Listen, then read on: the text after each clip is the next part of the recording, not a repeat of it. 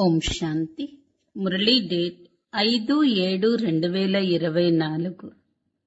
ఈరోజు బాబా చెప్తున్నారు, మన బ్యాటరీ ఛార్జ్ అవ్వాలన్నా, మనలో శక్తి నింపుకోవాలి అన్నా, ఆత్మ సతో ప్రధానంగా కావాలి అన్నా స్మృతి యాత్ర అవసరం. ఎంత మనం బాబాని జ్ఞాపకం చేస్తే అంత ఆత్మకు శక్తి లభిస్తుంది. అందుకనే స్మృతి యాత్ర పైన విశేషంగా ధ్యాస చూపించండి. ఒక్క బాబా పైన ప్రేమ గనక ఉన్నట్లయితే బాబా దృష్టి వాళ్ళని అతీతంగా చేసేస్తుంది. బాబా పైన ప్రేమ ఉంటే ఇంకా ఎవ్వరిపైన మోహం ఉండదు. అంటే నష్టో మోహలుగా అవుతాము. ఇంకా ఎవరి ప్రేమలో ఇరుక్కుపోము. బాబా ప్రేమ అవినాశి. అలాగనే వీళ్ళ ప్రేమ కూడా అవినాశిగా అయిపోతుంది. నిజంగా బాబా పైన మంచి సత్యమైన ప్రేమ ఉన్నట్లయితే అసత్య ఖండం, అసత్య మనుషుల వైపు వారి బుద్ధి తొలగిపోతుంది. సత్యుగంలో కూడా ఇదే ప్రేమ సంస్కారం మన తోడొస్తుంది. సర్వశక్తివంతుడు బాబా తనతో బుద్ధి యోగాన్ని జోడించాలి. బ్యాటరీని ఛార్జ్ చేసుకోవాలి. స్మృతి యాత్రలో తికమక పడకూడదు. చదువు బాగా చదువుకోండి. చదువుకోవటం అంటేనే మనపైన మనం దయ చూపించుకోవటం. బాబా సమానంగా ప్రేమ సాగరుడుగా కావాలి. మోహజీత్తుగా కండి. అనుభూతి శక్తి చాలా గొప్పది. స్వయాన్ని ఒక్కసారి బాబా ప్రకాశరత్నంగా, బాబా నేత్రాలలో ఇమిడిపోయిన శ్రేష్ఠ బిందువుగా అనుభూతి చేయండి. ఒక్కోసారి మస్తకంలో మెరుస్తున్న మణిగా, ఒక్కొక్కసారి స్వయాన్ని బ్రహ్మా బాబాకు సహయోగి కుడి భుజంగా అనుభవం చేయండి. ఒక్కొక్కసారి అవ్యక్త ఫరిస్తాగా అనుభవం చేయండి. ఈ అనుభూతి శక్తిని పెంచుకున్నట్లయితే శక్తివంతులుగా అవుతారు. మనలో ఉన్న అప్పుడు చిన్న చిన్న మరకలు, లోపాలు కూడా స్పష్టంగా కనిపిస్తాయి. అవి పరివర్తన చేసుకోగలుగుతాము. మన పురుషార్థ మార్గం సహజంగా కావాలి అంటే సర్వుల నుండి హృదయపూర్వకమైన ఆశీర్వాదాలు తీసుకుంటూ ఉండండి. అందరి ఆశీర్వాదాలతో మన పురుషార్థం సహజంగా తీవ్రంగా ముందుకెళుతుంది. ఈ రోజటి మధుర మహావాక్యాలు, మధురమైన పిల్లలు, స్మృతి ద్వారానే బ్యాటరీ ఛార్జ్ అవుతుంది. శక్తి లభిస్తుంది. ఆత్మ సతో ప్రధానంగా అవుతుంది. కావున స్మృతి యాత్రపై విశేష ధ్యాస ఉంచండి. ప్రశ్న: ఏ పిల్లల ప్రేమైతే ఒక్క బాబాపై ఉంటుందో వారి గుర్తులేంటి? జవాబు: మొదటి పాయింట్, ఒక్క బాబాపై ప్రేమ ఉన్నట్లయితే బాబా దృష్టి వారిని అతీతంగా చేసేస్తుంది. రెండో పాయింట్, వారు పూర్తి నష్టోమోహులుగా ఉంటారు. మూడో పాయింట్, ఎవరికైతే అనంతమైన తండ్రి ప్రేమ నచ్చుతుందో వారు ఇంకా ఎవరి ప్రేమలోనూ చిక్కుకోరు. నాలుగో పాయింట్, వారి బుద్ధి అసత్య ఖండం, అసత్యం మనుషుల నుండి తెగిపోతుంది. బాబా ఇప్పుడు మీకు ఎటువంటి ప్రేమనిస్తారంటే అది అవినాశిగా అయిపోతుంది. సత్యుగంలో కూడా మీరు పరస్పరం ఎంతో ప్రేమగా ఉంటారు. ఓం శాంతి. అనంతమైన తండ్రి ప్రేమ ఇప్పుడు పిల్లలైన మీకు ఒకేసారి లభిస్తుంది. ఆ ప్రేమను భక్తి మార్గంలో కూడా ఎంతగానో తలుచుకుంటారు. బాబా కేవలం మీ ప్రేమ మాత్రమే కావాలి, నీవే తల్లివి తండ్రివి, నీవే సర్వస్వము. ఒక్కరి ద్వారా అర్ధకల్పం వరకు ప్రేమ లభిస్తుంది. మీ ఈ ఆత్మిక ప్రేమ మహిమ అపారమైనది. బాబానే పిల్లలైన మిమ్మల్ని శాంతిధామానికి అధిపతులుగా తయారు చేస్తారు. ఇప్పుడు మీరు దుఃఖధామంలో ఉన్నారు. అశాంతి మరియు దుఃఖంలో అందరూ ఆర్తనాదాలు చేస్తూ ఉంటారు. ఎవరికీ నాదులు లేరు. కావుననే భక్తి మార్గంలో స్మృతి చేస్తారు. కానీ నియమం అనుసారంగా భక్తి సమయం కూడా అర్ధకల్పం ఉంటుంది. ఇది పిల్లలకు అర్థం చేయించబడింది. బాబా అంతర్యామి అని కాదు, బాబాకు అందరి లోపల ఏముందో తెలుసుకోవలసిన అవసరం లేదు. అలా థాట్ రీడర్స్ చేస్తారు. దానిని కూడా ఒక విద్యగా నేర్చుకుంటారు. ఇక్కడ ఆ విషయమే లేదు. ఇప్పుడు బాబా వస్తారు. తండ్రి మరియు పిల్లలే ఈ పాత్రనంతా అభినయిస్తారు. సృష్టి చక్రం ఎలా తిరుగుతుందో అందులో పిల్లలు ఏ విధంగా పాత్రను అభినయిస్తారో బాబాకి తెలుసు. వారు ప్రతి ఒక్కరి లోపల ఏముందో తెలుసుకుంటారు అని కాదు, ప్రతి ఒక్కరిలోనూ వికారాలే ఉన్నాయని, మనుషులు చాలా అశుద్ధంగా ఉన్నారు అని నిన్న రాత్రి కూడా బాబా అర్థం చేయించారు. బాబా వచ్చి పుష్పాలలాగా తయారు చేస్తారు. బాబా యొక్క ఈ ప్రేమ పిల్లలైన మీకు ఒకేసారి లభిస్తుంది. మళ్ళీ అది అవినాశిగా అయిపోతుంది. అక్కడ మీరు పరస్పరం ఎంతో ప్రేమగా ఉంటారు. ఇప్పుడు మీరు మోహాన్ని జయించిన వారిగా అవుతున్నారు. సత్యుగ రాజ్యాన్ని మోహాజీత్ రాజు, రాణి మరియు ప్రజల రాజ్యము అని అంటారు. అక్కడ ఎప్పుడూ ఎవరూ రోదించరు. దుఃఖమన్న మాటే ఉండదు. తప్పకుండా భారతదేశంలో ఆరోగ్యము, సంపద, సంతోషం ఉండేవని మీకు తెలుసు. ఇప్పుడు అవి లేవు. ఎందుకంటే ఇప్పుడు ఇది రావణ రాజ్యం. ఇందులో అందరూ దుఃఖాన్ని అనుభవిస్తారు. మళ్ళీ సుఖశాంతులను ఇవ్వమని, దయ చూపించమని బాబాని పిలుస్తారు. అనంతమైన తండ్రి దయార్థ హృదయుడు, రావణుడు నిర్దయుడు, దుఃఖ మార్గాన్ని చూపించేవాడు. మనుషులందరూ దుఃఖదారిలో నడుస్తున్నారు. అన్నింటికన్నా ఎక్కువ దుఃఖం ఇచ్చేది కామ వికారం.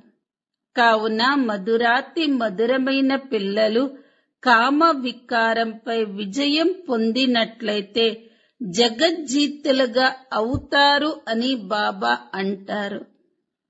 ఈ లక్ష్మీనారాయణలను జగజ్జీతులు అని అంటారు కదా. మీ ముందు లక్ష్యం, ఉద్దేశం ఉంది. మందిరాలకు వెళతారు, కానీ వారి చరిత్ర గురించి ఏమీ తెలియదు. బొమ్మల పూజను చేస్తున్నట్లుగా ఉంటారు. దేవీలను పూజిస్తారు. వారిని రచించి ఎంతగానో అలంకరించి నైవేద్యాలు మొదలైనవి పెడతారు. కాని ఆ దేవీలైతే ఏమీ తినరు. దాన్ని బ్రాహ్మణులే తింటారు. విగ్రహాలను తయారు చేసి మళ్లీ పాలన చేసి ఆపై వినాశనం చేసేస్తారు. దీనినే అంధశ్రద్ధ అని అంటారు. సత్యుగంలో ఈ విషయాలు ఉండవు. కలియుగంలోనే ఈ ఆచార వ్యవహారాలన్నీ వెలువడతాయి. మీరు మొట్టమొదట ఒక్క శివ్ బాబాని పూజిస్తారు. దానినే అవ్యభిచారి ధర్మయుక్తమైన పూజ అని అంటారు. ఆ తర్వాత వ్యభిచారి పూజ జరుగుతుంది. బాబా అని అనటంతోనే పరివారపు సుగంధం అనుభవం అవుతుంది. నీవే తల్లివి, తండ్రివి. నీవు ఈ జ్ఞానాన్నిచ్చే కృపను చూపించటం ద్వారా మాకు అపారమైన సుఖాలు లభిస్తాయి అని అంటారు. మనం మొట్టమొదట మూల వతనంలో ఉండేవారిమి అని బుద్ధిలో గుర్తుంది. శరీరాన్ని తీసుకొని పాత్రను అభినయించేందుకు అక్కడ నుండి ఇక్కడకు వస్తాము. మొట్టమొదట దైవీ శరీరాన్ని ధరిస్తాము, అనగా దేవతలుగా పిలవబడతాము. ఆ తర్వాత క్షత్రి, వైశ్య, శూద్ర వర్ణాలలోకి వస్తాం. భిన్న భిన్న పాత్రలను అభినయిస్తాం. ఈ విషయాల గురించి మీకు ఇంతకు ముందు తెలియదు. ఇప్పుడు బాబా వచ్చి ఆది, మధ్య, అంత జ్ఞానాన్ని పిల్లలైన మీకు ఇచ్చారు. నేను ఈ తనువులోకి ప్రవేశిస్తాను అని తమ పరిచయాన్ని కూడా ఇచ్చారు. వీరికి తమ 84 జన్మల గురించి తెలియదు. ఇంతకు ముందు మీకు కూడా తెలియదు. శ్యామ సుందరుని రహస్యాన్ని కూడా అర్థం చేయించారు. ఈ శ్రీకృష్ణుడు కొత్త ప్రపంచపు మొట్టమొదటి యువరాజు మరియు రాధ 2వ నెంబర్లో ఉంది. కొద్ది సంవత్సరాల తేడా ఏర్పడుతుంది. సృష్టి ఆదిలో వీరిని మొదటి నెంబర్లో ఉన్నారు అని అనటం జరుగుతుంది. కావుననే కృష్ణుడిని అందరూ ప్రేమిస్తారు. అతడిని శ్యామ సుందరుడు అని అంటారు. స్వర్గంలో అందరూ సుందరంగానే ఉండేవారు. ఇప్పుడు ఆ స్వర్గం ఎక్కడుంది? చక్రం తిరుగుతూ ఉంటుంది. సముద్రం కిందకి వెళ్ళిపోతుందని కాదు, లంక ద్వారక కిందకి వెళ్ళిపోయింది అని అంటారు. కానీ అలా జరగదు. ఈ చక్రం తిరుగుతుంది. ఈ చక్రాన్ని తెలుసుకోవటం ద్వారా మీరు చక్రవర్తి, మహారాజా, మహారాణులుగా, విశ్వాధిపతులుగా అవుతారు. ప్రజలు కూడా తమను యజమానులుగా భావిస్తారు కదా. ఇది మా రాజ్యము అంటారు. భారతవాసులు కూడా ఇది మా రాజ్యము అని అంటారు కదా. భారతదేశమన్న పేరుంది, హిందుస్థాన్ అన్న పేరు తప్పు. నిజానికి అది సనాతన దేవి దేవతా ధర్మమే ఉంది. కానీ ధర్మభ్రష్టంగా, కర్మభ్రష్టంగా అయిన కారణంగా తమను తాము దేవతలుగా పిలుచుకోలేరు. ఇది కూడా డ్రామాలో రచింపబడే ఉంది. లేకపోతే బాబా వచ్చి మళ్ళీ దేవీ దేవతా ధర్మ స్థాపనను ఎలా చెయ్యగలరు? ఇంతకు ముందు మీకు కూడా ఈ విషయాలన్నిటి గురించి తెలియదు. ఇప్పుడు బాబా వచ్చి అర్థం చేయించారు. బాబా ఎంతో మధురమైన వారు. అటువంటి వారిని కూడా మీరు మర్చిపోతారు. బాబా అందరికన్నా మధురమైన వారు కదా. రావణ రాజ్యంలో మీకు అందరూ దుఃఖాన్నే ఇస్తారు కదా. కావుననే అనంతమైన తండ్రిని తలుచుకుంటారు. ఓ ప్రియతమ, నీవు ఎప్పుడు వచ్చి ప్రేయసులమైన మమ్మల్ని కలుసుకుంటావు అని తలుచుకుంటూ తన స్మృతిలో, ప్రేమలో కన్నీళ్లు కారుస్తూ ఉంటారు. ఎందుకంటే మీరందరూ భక్తులు. భగవంతుడు భక్తులకు పతి. భగవంతుడొచ్చి భక్తికి ఫలాన్ని ఇస్తారు. దారి చూపిస్తారు. మరియు ఇదంతా 5000 సంవత్సరాల ఆట అని అర్థం చేయిస్తారు. రచయిత మరియు రచనల ఆది మధ్యంతాల గురించి మానవ మాతృలెవ్వరికీ తెలియదు. ఆత్మిక తండ్రికి మరియు ఆత్మిక పిల్లలకే తెలుసు. ఇది ఇంకే మనుష్యులకు తెలియదు, దేవతలకు కూడా తెలియదు. దీని గురించి ఆత్మిక తండ్రికే తెలుసు. వారు కూర్చొని తమ పిల్లలకు అర్థం చేయిస్తారు. ఇంకే దేహదారుల వద్ద ఈ రచయిత మరియు రచనల ఆది మధ్య అంత జ్ఞానం ఉండదు. ఈ జ్ఞానం ఆత్మిక తండ్రి వద్దే ఉంటుంది. వారినే జ్ఞాన సాగరుడు అని అంటారు. జ్ఞానేశ్వరుడు మిమ్మల్ని రాజరాజేశ్వరులుగా తయారు చేసేందుకు మీకు జ్ఞానాన్ని ఇస్తారు. కావుననే దీనిని రాజయోగము అని అంటారు.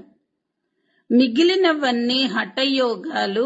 హఠయోగాల చిత్రాలు కూడా ఎన్నో ఉన్నాయి. సన్యాసులు వచ్చారు, తర్వాత హఠయోగాన్ని నేర్పిస్తారు. ఎప్పుడైతే ఎక్కువగా వృద్ధి జరుగుతుందో అప్పుడు హఠయోగాలు మొదలైనవి నేర్పుతారు. నేను సంగమ యుగంలోనే వస్తాను, నేనొచ్చి రాజధానిని స్థాపన చేస్తాను అని బాబా అర్థం చేయించారు. స్థాపనను ఇక్కడే చేస్తారు, కానీ సత్యుగంలో చెయ్యరు.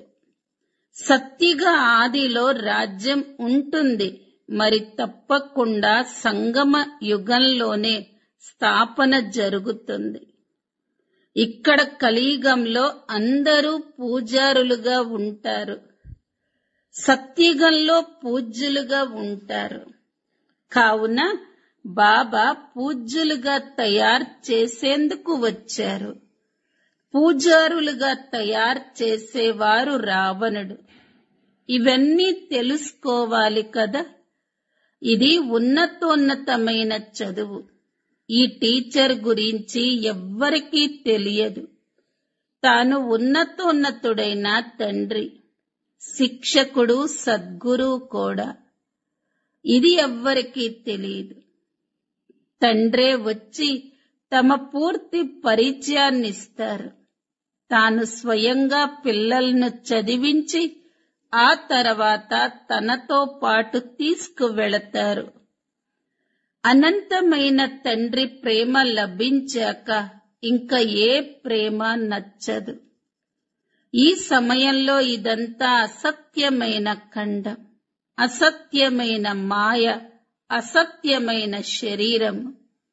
భారతదేశం ఇప్పుడు అసత్య ఖండంగా ఉంది.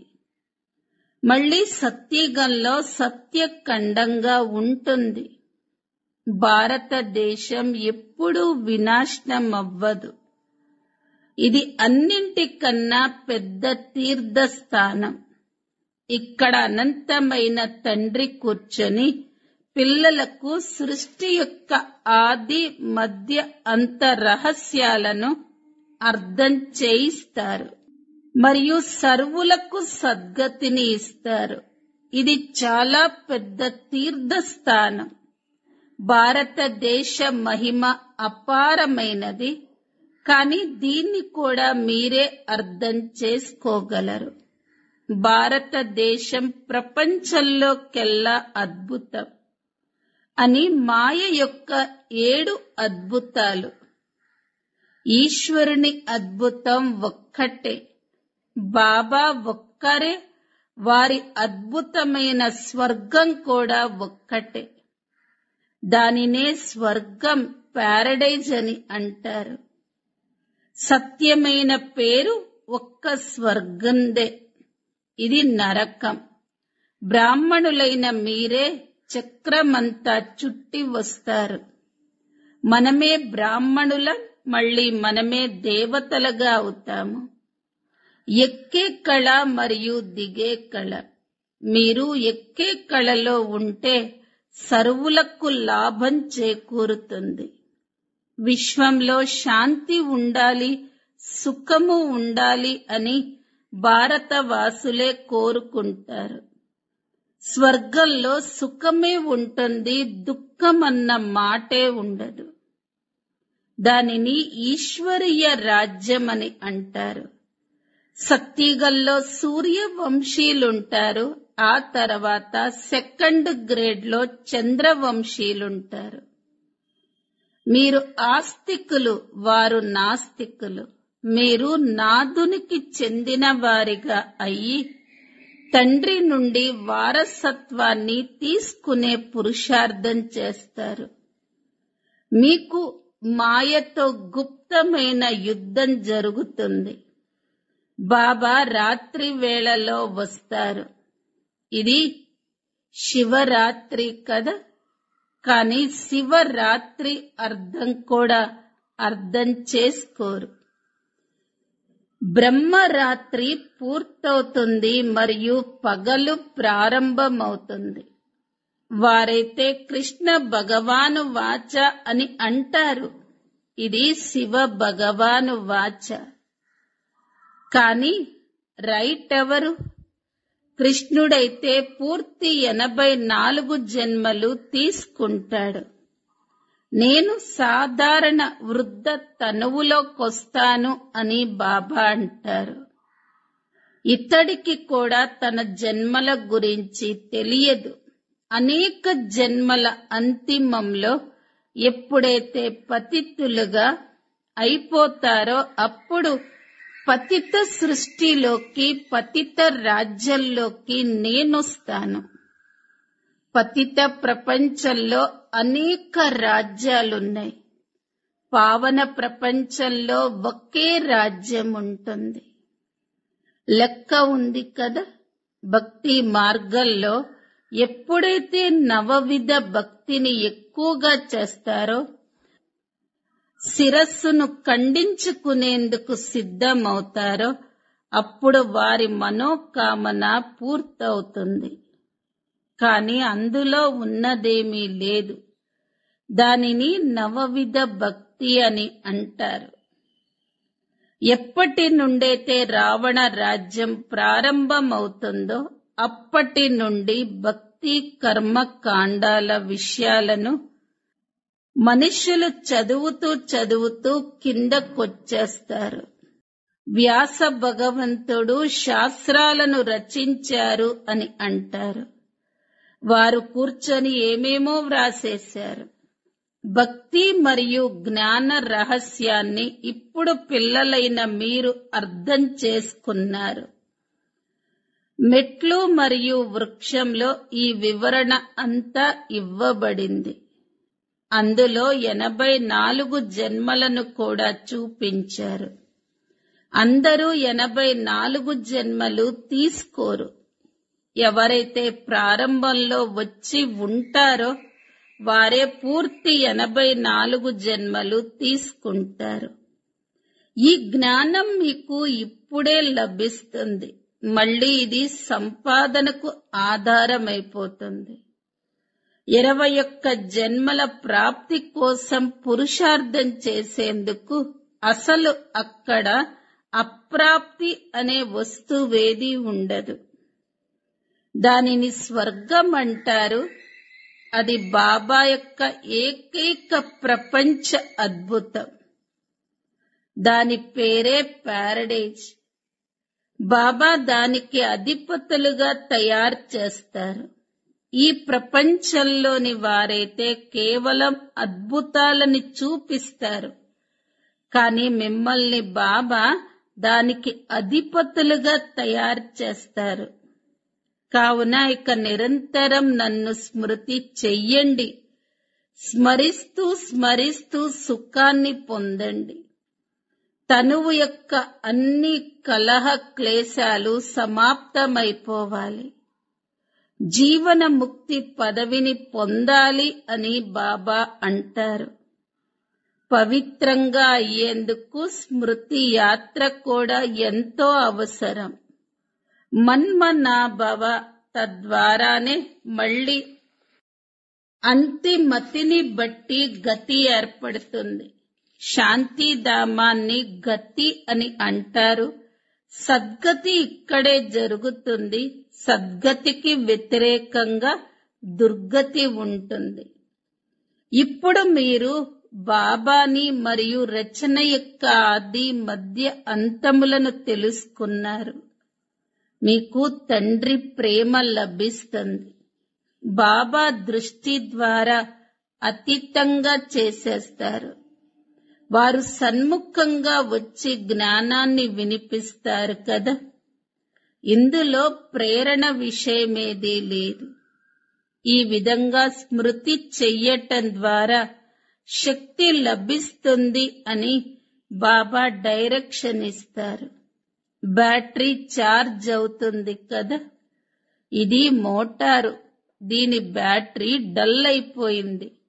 ఇప్పుడు సర్వశక్తివంతుడైన బాబాతో బుద్ధి యోగాన్ని జోడించటం ద్వారా మళ్ళీ మీరు తమో ప్రధానుల నుండి సతో ప్రధానులుగా అయిపోతారు. మీ బ్యాటరీ ఛార్జ్ అయిపోతుంది. బాబానే వచ్చి అందరి బ్యాటరీని ఛార్జ్ చేస్తారు. సర్వశక్తివంతుడు ఒక్క బాబానే. ఈ మధురమైన విషయాలను బాబానే కూర్చొని అర్థం చేయిస్తారు. ఆ భక్తి శాస్త్రాలైతే జన్మ జన్మాంతరాలుగా చదువుకుంటూ వచ్చారు.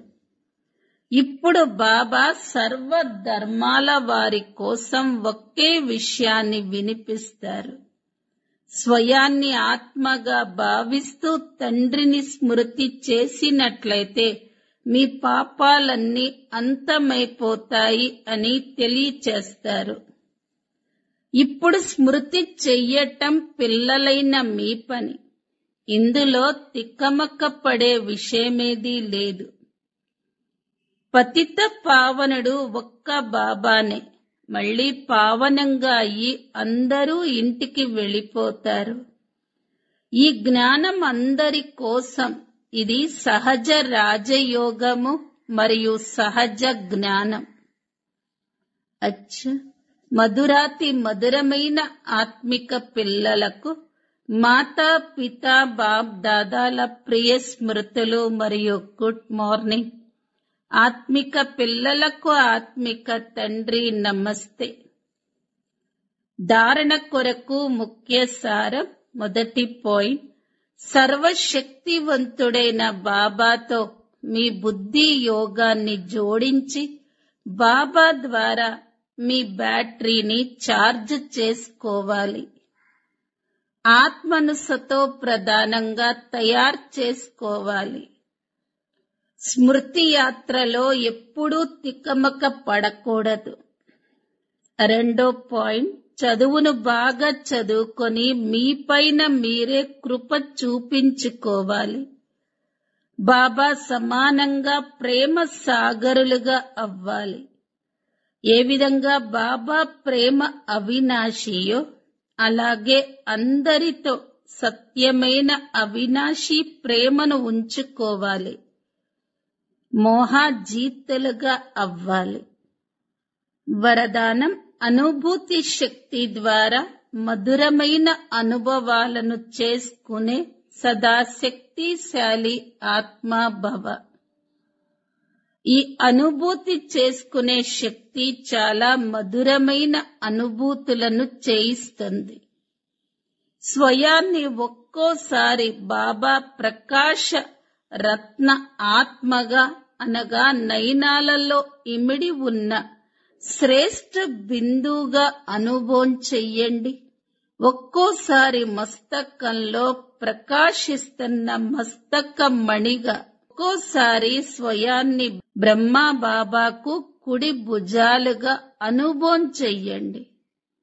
ఒక్కోసారి అవ్యక్త ఫరిస్తా స్వరూపంగా అనుభవం చెయ్యండి. ఈ అనుభూతి శక్తిని పెంచుకున్నట్లయితే శక్తివంతులుగా అయిపోతారు. అప్పుడిక చిన్న మచ్చ కూడా స్పష్టంగా కనిపిస్తుంది మరియు దానిని పరివర్తన చేసేసుకుంటారు. స్లోగన్ సర్వుల నుండి హృదయపూర్వకమైన ఆశీర్వాదాలను తీసుకుంటూ ఉన్నట్లయితే మీ పురుషార్థం సహజమైపోతుంది. అవ్యక్త ప్రేరణ పాయింట్: ఎవరికైతే మనపైన శుభ భావం ఉందో మనకి కూడా వారిపైన శుభ భావన ఉంటుంది. ఉపకారి పైన ఉపకారం చేస్తున్నా ఇదేం పెద్ద విషయమేం కాదు. కానీ ఎవరైనా మనల్ని పదే పదే పడేయాలి అని ప్రయత్నం చేస్తున్నారు, మన మనస్సుని స్థిరంగా ఉండనివ్వటం లేదు. అయినా కూడా వారిపైన మనకు ఎల్లప్పుడూ శుభ చింతకులుగా అచలంగా దృఢంగా ఉండే భావం ఉండాలి.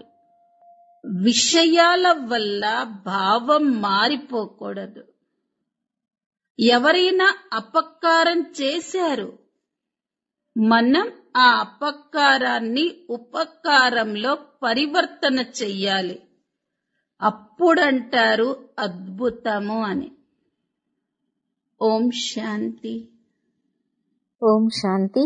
దీదీజీ విశేషత: శిక్షణ ఇవ్వడంలో కూడా అలౌకిక విధానం.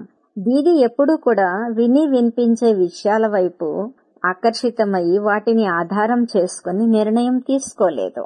ఒకవేళ ఎవరైనా కంప్లైంట్ చేసినట్లయితే అదే సమయంలో వారి ముందు అవతలి వారిని కూడా పిలిచి వెంటనే నిర్ణయం తీసుకునేటువంటి వారు, వెంటనే ఆ విషయాన్ని పరిష్కరించేటువంటి వారు, మరియు వారు ఇచ్చేటువంటి శిక్షణలో కూడా చాలా స్పష్టమైన శబ్దాలతో శిక్షణ ఇచ్చేటువంటి వారు.